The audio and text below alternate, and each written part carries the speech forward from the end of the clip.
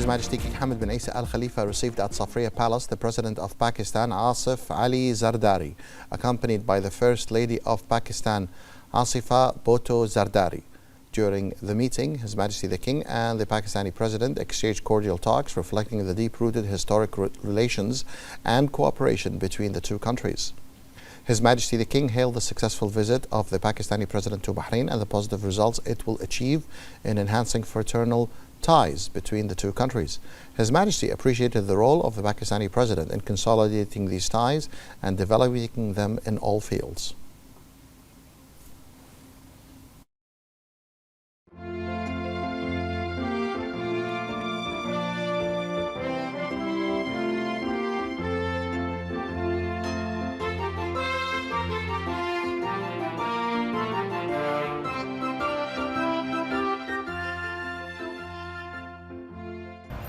سلام جمهورية باكستان الإسلامية.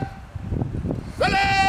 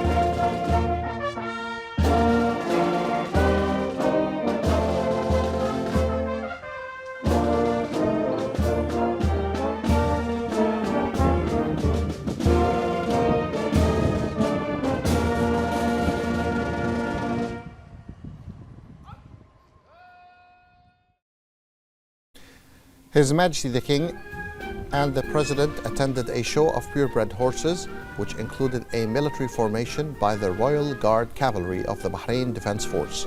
President Zardari was briefed on these horses and the efforts made to care for them and preserve their breeds in Bahrain for many decades.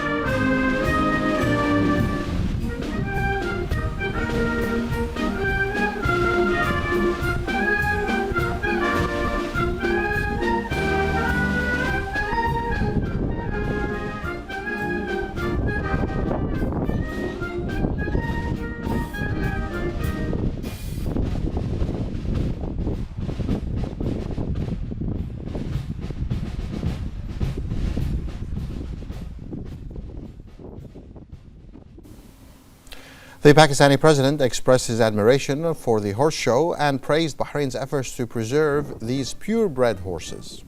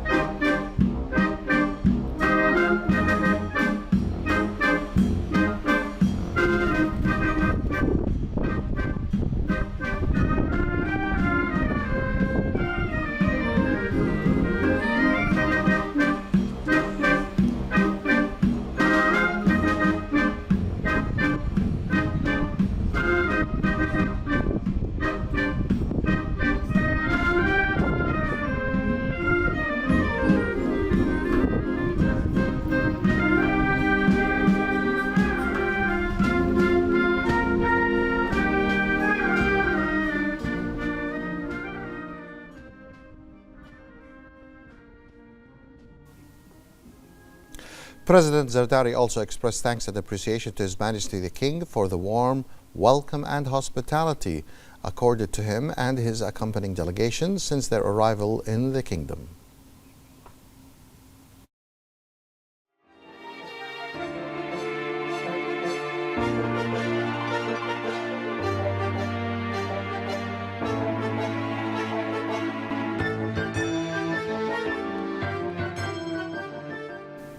As part of his official visit to Bahrain, the President of Pakistan, Asif Zardari, visited the Economic Development Board.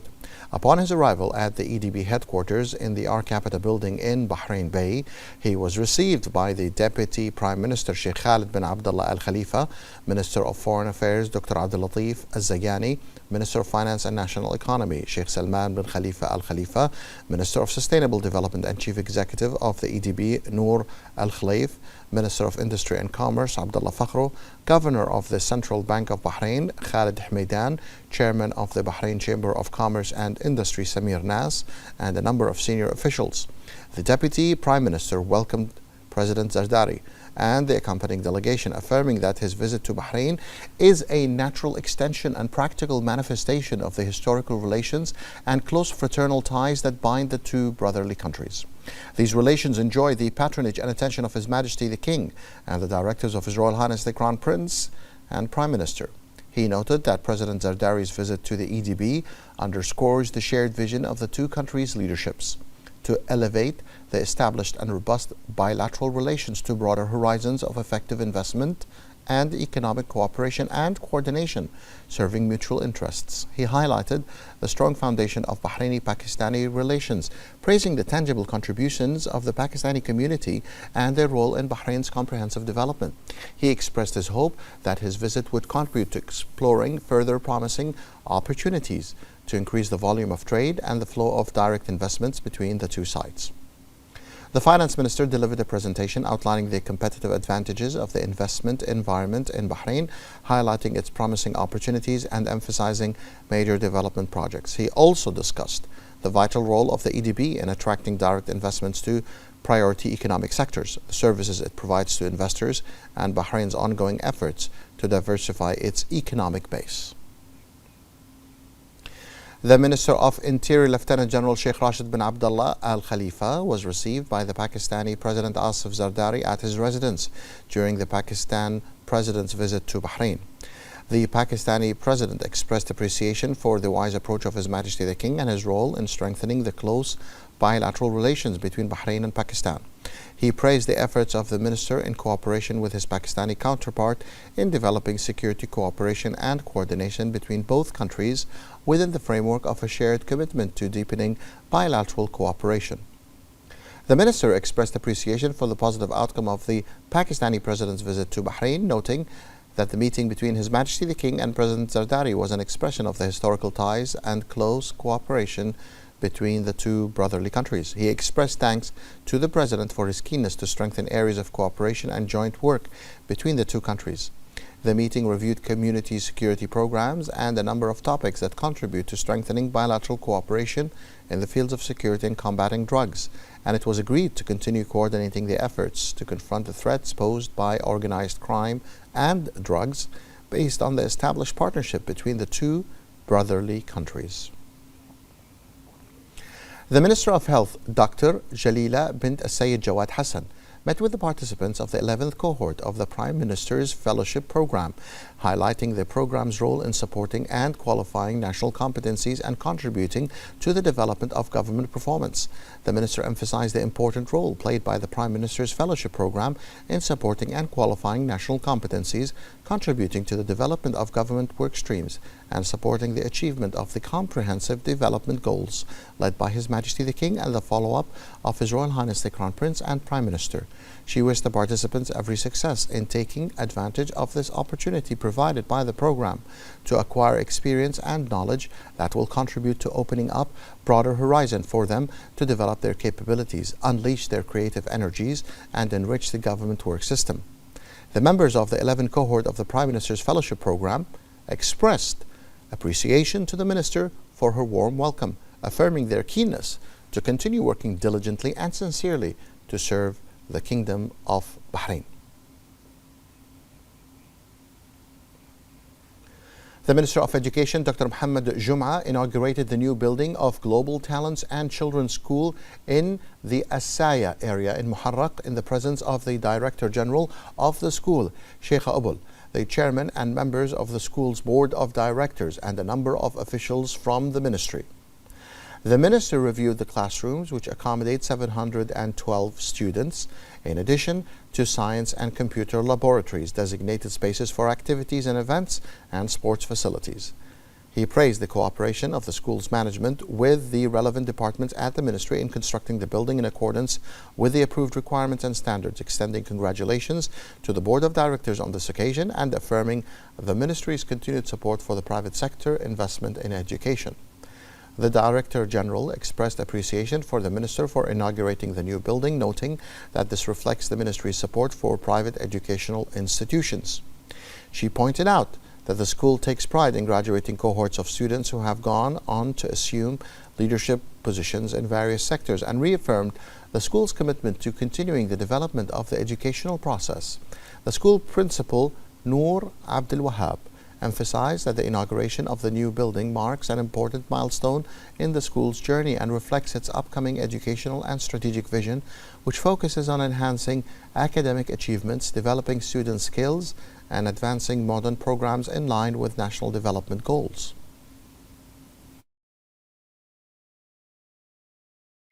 The visit by a delegation from the General Secretariat of the National Assembly of Azerbaijan, headed by the Secretary General of the Assembly, Farid Hajiyev, included an introductory program on digital transformation projects and initiatives, green parliament, and artificial intelligence in parliamentary work.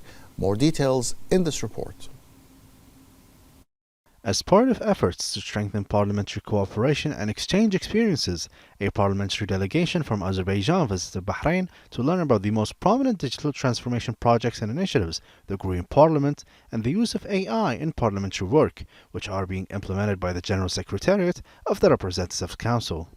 The visit included an overview of the Council's legislative and supervisory roles, as well as a detailed presentation on the Green Parliament project, which promotes environmental sustainability and has resulted in the General Secretariat receiving international accreditation in environmental management, a first among parliaments regionally and internationally. The delegation was also briefed on advanced digital programs and AI applications aimed at improving institutional performance and the efficiency of legislative and oversight work in line with international standards. These advanced experiences embody the position that the Council in Bahrain has reached in terms of institutional innovation and digital transformation, thereby enhancing its legislative and oversight roles and supporting its approach towards sustainability and continuous development. The chairman of the Sunni Endowment Council, Sheikh Dr. Rashid bin Mohammed bin Ftais Al-Hajri, affirmed that the signing of 6 memorandums of understanding for the construction of 6 mosques in Hamad town is an important step in the process of building houses of worship, noting that the signing reflects the ongoing commitment to upgrading places of worship in line with the urban and developmental renaissance witnessed by Bahrain. He explained that the signing ceremony is part of a series of achievements that Bahrain is proud of in construction, reconstruction, and the development projects, which were launched by His Majesty the King and followed up by His Royal Highness the Crown Prince and Prime Minister, noting the care they give to the construction and building of mosques in various governorates of the kingdom, ensuring that citizens and residents can perform their worship with ease and convenience in an integrated environment of faith. Data released by the World Bank Group revealed a clear disparity in the degree of dependence of Arab economies on natural resources as a source of income. According to the Total Natural Resources Rents Indicator, Bahrain was among the Arab countries most dependent on natural resources, accounting for approximately 16.64% of the GDP. More details in this report. Natural resources are inseparable from the economic landscape in Bahrain, as they remain one of the main drivers of the national economy, in parallel with a continuous drive towards diversifying sources of income and enhancing economic sustainability. Data released by the World Bank Group showed that Bahrain was among the Arab countries most dependent on natural resources, accounting for 16.64% of the GDP. This indicator reflects the continued contribution of natural resources to supporting the national economy, alongside non-oil sectors that represent a fundamental pillar of the economic structure, foremost among which are financial services, manufacturing, and logistics activities. This balance is even more evident when looking at economic performance in 2025, where preliminary national accounts data released by the Information and E-Government Authority indicate that the GDP grew by 4% at constant prices during the third quarter of the year. This growth was driven by a 3.1% increase in non-oil activities alongside a 9.3% increase in oil activities. In light of these indicators, Bahrain continues to develop a more diversified and resilient economic structure, contributing to the flexibility of the national economy and achieving sustainable growth in the long term.